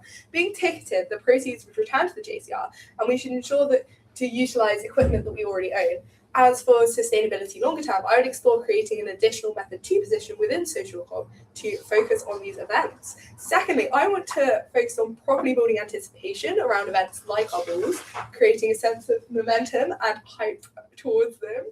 Think structured countdowns to ticket releases, day-by-day venue or theme reveals, as well as extending beyond traditional static Instagram posts, with the incorporation of short-form video content, as well as more physical posters being put up around college. Finally, I want to elevate the execution of our events through focusing on details, as well as optimizing our existing equipment. And I also think it's important to make sure there's an efficient stream of communication with the tech team when setting up events on the site and coordinating an intentional flow for delivery of these. So yeah, these are my plans. But who's to say that I can actually deliver that? Personally, I think that my experience both inside and outside of CUTS means that I can be a pretty good social chair, hopefully. So as I've said, this year I've been formals manager, which pretty much confirmed to me what I was told in the carousel that the JCR runs on Canva. So from creation of digs cards, running throughout college in search of pens, and learning that moustache bunting should never be made with ribbon, I've had a lot of fun in the role. But it's also strengthened my skill set, which I think will be so valuable as social chair. For example, the organisation involved and the creativity, taking plan and ideas from Pinterest board to production.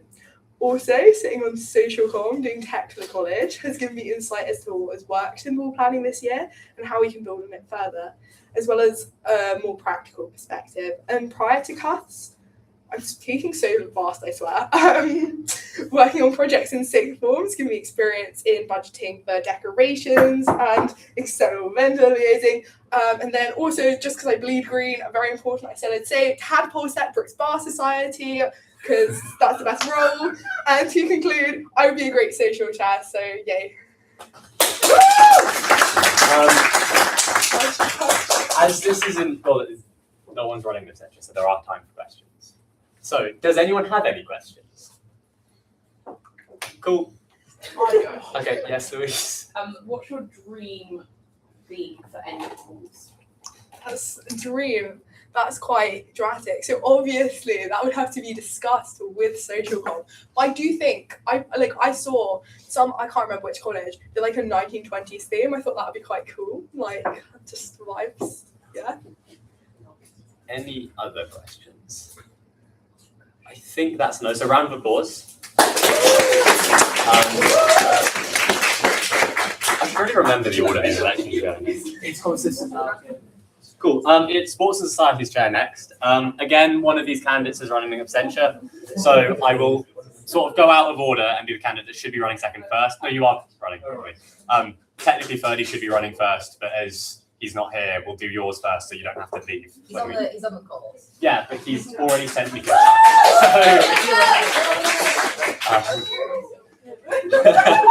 you have 2 minutes. I'm not making it. One more time. Yeah, you should have something. Stop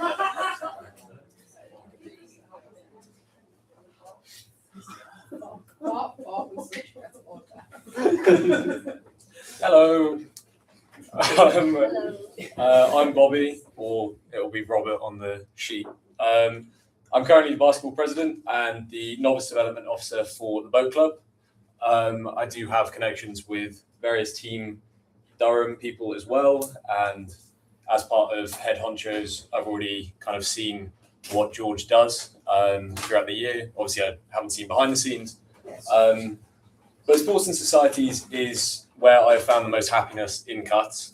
And I'm very passionate about empowering it and making it a very, very strong centre and core. I mean, the speeches we've had already talking about charity work, talking about different sports and societies already being the core of our college in many ways.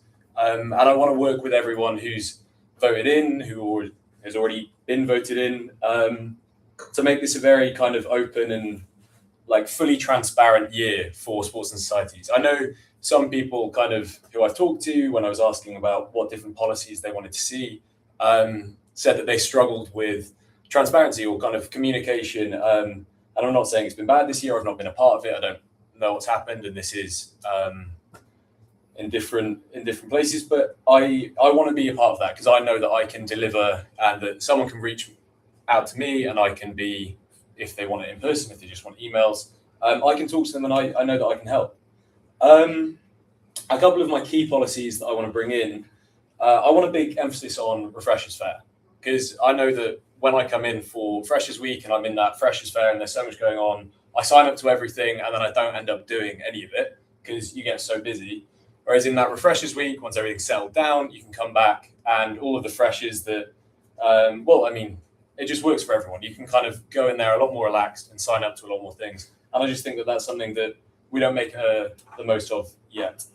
The second biggest thing, the biggest thing to me that I'm very passionate about is February next year having a Women's Charity Month. So right now we do a lot of great work in the college, throughout our sports and societies and the JCR in raising money for Movember. But right now we don't do anything kind of fully for any women's charity. So I think we'd vote on it so that everyone is agreed that this is a charity we want for.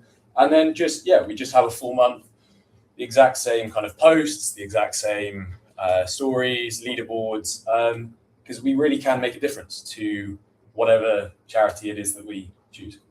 But I do encourage you to read my other policies because I am very passionate, but please come and talk to me if you have any questions. Thank you very much.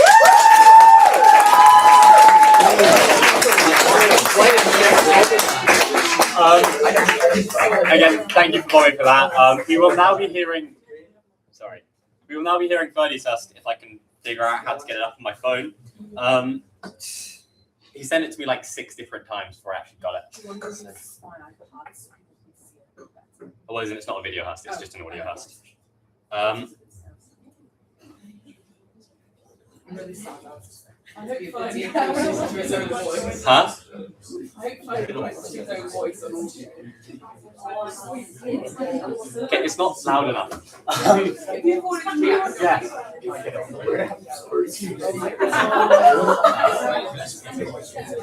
No.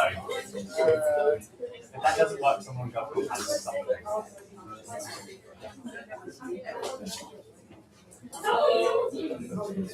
Sorry, Ferdy. I probably should have sold it earlier.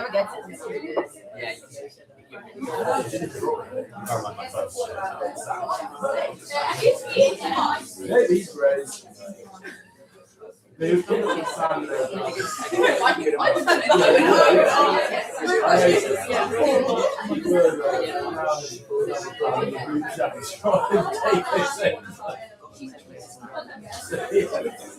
a next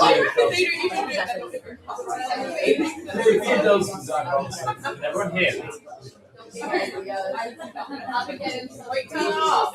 You said yeah.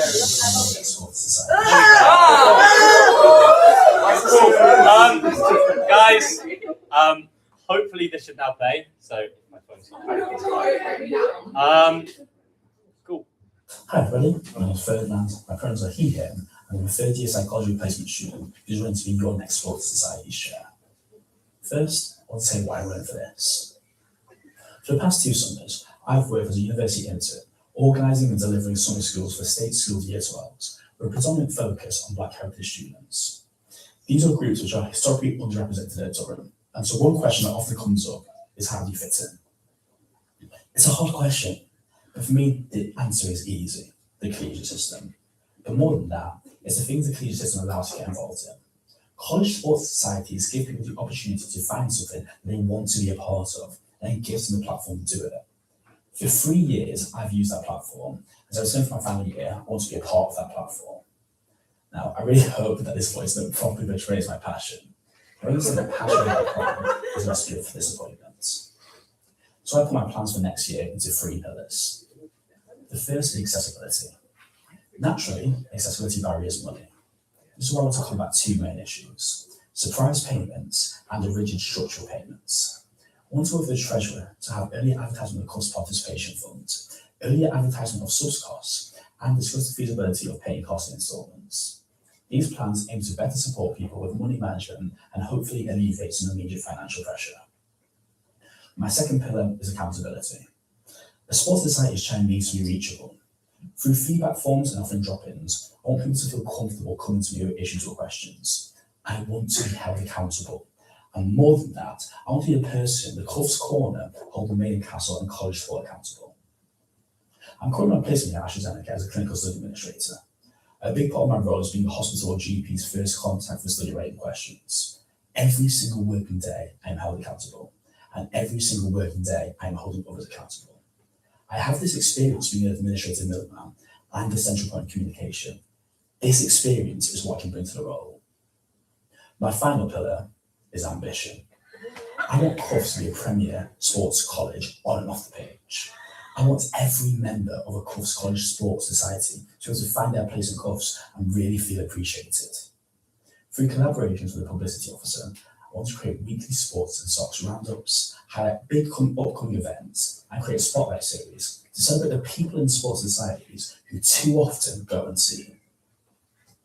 Ultimately, in my time at Cuffs, through sports societies, I've had truly incredible experiences while surrounded by truly incredible people. If you vote me as your next sports and society chair, my promise is to work to allow for another year of truly incredible experiences while supporting all you truly incredible people. Thank you very much for listening.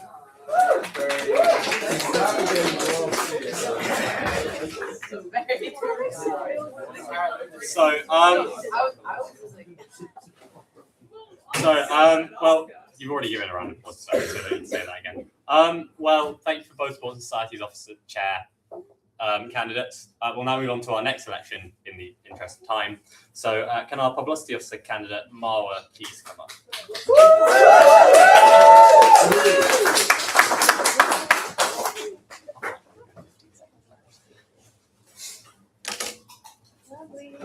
Do I just start? Okay. Hello, my name is Marwa Farah and I'm a first year student studying law and I'm running to be your next publicity officer here at CUT. First things first, as a fresher, I've seen that students typically don't know what the JCR actually is, so it tailors all this time, obviously, and as a member of GovCom, we've had multiple conversations about how we can actually fix this glaring issue. You can post on the college socials as much as possible, but that evidently doesn't work. Even I didn't know what I was walking into when I attended my first meeting last term. After roughly 5 months of filling in the role of stall, I'm ready to take a more hands-on approach to the JCR. Though I believe that since this is an extensive issue which will take time to resolve, there are small things we can do to increase JCR awareness and involvement. Number one, continuing to emphasise that college activities such as balls and outreach events would not exist at all without the JCR, since the majority, if not all students here look forward to those events. We can also offer one-off or short volunteering jobs, such as helping out with setting up for balls or other events, to decrease the workload exec members may have, and the publicity officer can create short videos and posts summarising the different exec members' reports, so CUS students who don't attend these meetings can be more informed about what the work actually people do and how it directly affects them. During Freshers Week, I was really unwell and missed all of the Freshers Fair and tryout dates for various sports and societies. Because of this, I felt behind all of my peers and like I was missing out on an integral part of my experience here at CUS. To prevent this from happening to others, it's important to promote sports and societies and specific dates for them through email directly. As all students use this every day, both convenient and efficient. CUS YouTube channel is a severely neglected tool, currently existing with 11 videos, the most viewed being a Bailey Tour video from 5 years ago and was last used over a year ago. I, as well as many of the freshers, actually looked at this page before applying here to see what the facilities were like. It's an influential tool to upload that's just not being used at all. This can be used to upload mini introduction videos for all sports and societies, the JCR, and an updated facilities video to have information readily available for all students that need it, not just freshers. As for the CUS Instagram, I'd like to continue the This Week at CUS series as it's a convenient way to promote involvement in college activities and has shown a high level of student engagement on Instagram. For some reason, it started in November and then had one more post in December before like disappearing and never showing up again. Sorry. Also, don't get me wrong, I'm all about like bleeding green and all of that stuff, but looking at the CUS Instagram feed, I personally feel like the overuse of green on every post can make it, bar a few, can make it individuals overlooking important information like the participation fund posts. Diversifying colours and designs of certain posts can help mitigate this concern. Not to glaze, but the CUS TikTok is a great example of what works. Keeping up with the latest trends and constant activity increases student engagement, and my aim is to create this for all CUS platforms and communities. So please join me in trying to turn my unhealthy screen time into a force for good and vote for me.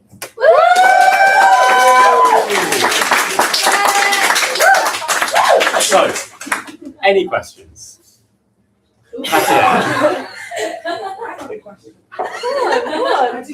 Go on. So, my question is, because as we know, like we're all students and we have to balance like our time with like our degree and our lives and our goals. So my question is like, as you rightfully pointed out, I've had a bit of rough time management, which is why certain things got even posted. Sorry. No, it's okay. My question is, how would you, like, how do you manage your time? Like, how would you manage your time around like, the extra commitment that it is to do, like stash collection, stash dropping, Yeah. even post things like that? Well, I feel like I can't speak 100% because I'm not actually doing the role now, but I feel like right now myself, I know I'm part of lots of sports and societies, which does take a lot of time, especially doing like as saying law course on the side. But I feel like, sorry girls, I know, but I feel like that's something that I really had to hone in, especially since I've come to university to sort of balance out my time. And I do try and like put in a lot of effort into making sure that I do get my work done, but also do focus on that sort of stuff. I do also prioritize JCR stuff. I know as a stall I don't do a lot, but I do think it's quite important to be at meetings and help out as much as I can. And I know I'm someone who can ask for help whenever I need it. So I think that's something that won't be too difficult for me. But again, I won't know until next year. You know, no shade. No, that's fine. Wait, can I have a question? I'll let Laura ask the question. So as previous JCR journalists, and because the JCR journalist who's currently here is broken in half, the JCR journalist supposedly in the new sort of role is supposed to work alongside a publicity officer to sort of, I guess, deliver the things that you'd like to deliver in the next year. I guess my question is, as working within that role, how would you seek to use that officer as part of your committee to sort of promote The JCR journalist one. I feel like, again, as I said, I'm all about like promoting like different sports and societies, because especially as a fresher, again, you're overwhelmed with all of these things going on. You don't really know when you join. You might miss opportunities, or you might hear about it and then forget about it because you have so many things going on. I think the journalism thing is such a great thing. So it's a constant reminder to students what's available for them. Again, not just freshers, even if you're third year, fourth year, second year who was like, I actually might want to get involved in more things this term or this year. I think it's a great like opportunity to have these people constantly reminding and sending emails or just reminders on any social media platform to let them know what's constantly available and going on within the university and college. Sorry. Angelina? So part of my plan test of first senior welfare officer was we wanted to do this thing where we kind of demystify welfare, we demystify drop-ins. So I was just curious, like this is more like Louise's question earlier about like your dream like theme for social chair. But how would you put your skills, think like your TikTok skills, your Instagram skills, whatever, into play to kind of work with me as in sent to like senior welfare officer next year to help achieve that role. Because am I chronically online? Yes, but am I chronically online with Custstock? No, I'm not. So Yeah. I'd like to hear your thoughts. Well, that's one of the things I put on my poster actually. I put like boosting Cust's welfare on Instagram, because I remember you sending a speech as well, the fact that it's not as full as compared to Cust events and Cust JCR accounts. I think it's equally important. Again, it's a tool that needs to be open to students. So I think having those fun TikToks and like the natural students to actually engage with them rather than the long Instagram blog posts of writing, I think having it in a fun format that's actually going to engage and like hook students' interest, but making it informative about those welfare and those drop-ins, and kind of maybe making it a light-hearted thing so people can like keep interacting with it, at the same time be equally informative and letting them know what's actually available, rather than, you know, drop-ins being something that's quite intimidating and you need to travel far or like give information that you might not be comfortable with. Any other questions? Oh, I just remember. What is your plan with the YouTube? Because I really just want to watch like a vlog. Like, that is what I want. I want to sit down on a Sunday night. Why just talk with them? Like, you are a country. Why not? I feel like, as I said, have the different exact members, maybe a day. You know how we talked about there's a day in the lives that have never come out. What? There's no. They've been made, but we haven't seen any released yet. You know. I actually watched It's that. just on the JCR I actually watched that. That's even online. I promise I watched that. I watched yours as well. No, I didn't even watch that. But like stuff like that, have it on the YouTube so it can like on multiple different. Yeah. Of course, we need that. That's what we need. That's what we want. Will you be vlogging for us? I can vlog for you guys if that's what you want. I'll be there. You're gonna be watching that. Of course, I'll do it for you. Once a week. Okay, I don't know about that. I think that's a reasonable time to end the questioning. So round of applause for Mara. Oh yeah.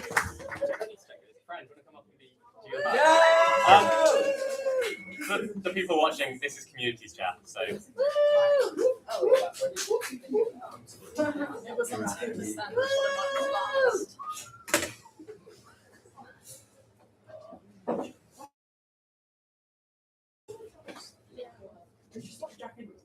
When do you not? 15? 2 minutes. Do you want to do that again? Hello everyone. For those who don't know, I'm Fran. My pronouns are they, them. I'm a second year English Lit student and I'm currently on a year out as a sabbatical officer with the Students' Union. I've been involved in various CUS positions over the last few years, also involving sitting on welfare campaigns and CUS DEI board, and I'm proud of the work I did in these roles, both for current and prospective students. The inclusive nature that CUS so readily fostered, and these positions allowed me to explore my own identity and its intersections alongside the communities I represent. My campaign runs on 3 basic but essential points: presence, outreach, and communication. NGR's presence at Freshers and during Michaelmas ensures that students know who we are and ensures that they're comfortable to attend events and share in our experiences and knowledge. It's vital that we have both an online and physical presence during Freshers and induction to allow for greater access and visibility. And I believe our conduct during this time sets up an expectation for the entire year. Being loud and present will also help with the recruitment of NGRs, which is often a difficult task, understandably. And then outreach. I believe there is more we can do in terms of getting CUS on the map. It's notoriously difficult to engage students in our work as MGRs, especially when groups outside of our own JCRs can seem bigger and more representative. I think we can foster more secure relationships, first within our own exec and then with external partners in Durham, sharing best practice with other colleges and student groups across campus to encourage further engagement from our students. And as communication. As communities chair, I think it's the greatest asset to focus on. The chair of any committee acts as a facilitator, but this is especially important to a chair whose job it is to learn all they can about their reps and the work that they do, including the communities that they represent. I'm very aware of the communities I do not represent in this space, and I'm continuously adding to the proactive things I can do in the space of a facilitator. Good communication means being honest, but also means spotlighting the achievements of MGRs and ensuring information is accessible to everybody. In my role this year as community officer for the Students' Union, I've worked in so many spaces, from regular meetings with Durham University executives and directors about student wellbeing and representation, to events planning, project management and budgeting, including chairing my own committee of student reps. I believe I have the skills and knowledge base to facilitate the wonderful representatives we have here, and in true CUS fashion, I would like to repay the kindness that I've received by helping to further our investment in diversity and inclusion, a cycle that benefits everybody in our community. Thank you. Any questions? Caleb. What's your next favorite unit? Caleb. Sorry. Oh, name. This question. 51 Paris. Yeah, that's not mandated, right? It is. Any more questions? Bear in mind that once this is done, we're going home. So, cool. Sorry. Okay. It seems we have no more questions. So, round of applause for Fran. The official guys. The official campaigning and voting period will open at 10 a.m. tomorrow. So just be on the lookout for people. Yes.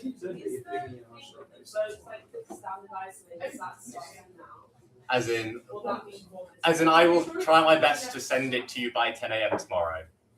I put it in the candidates group chat on Messenger. But yeah, so voting opens at 10 a.m. tomorrow. Congrats to everyone who's running, and I think I can convene the meeting there. So.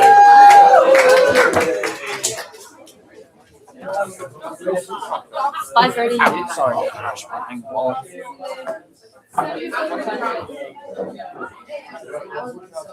Really not bad at all. I'm fine with it. Figured it out.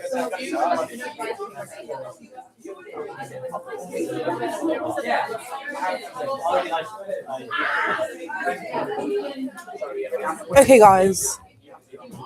Same as last time. The meeting's now over. Thank you so much. Oh, yes. Oh, guys, you're so cute. Okay, the meeting's over. So, thank you. That's zebra shoes. Bye, guys. Puma.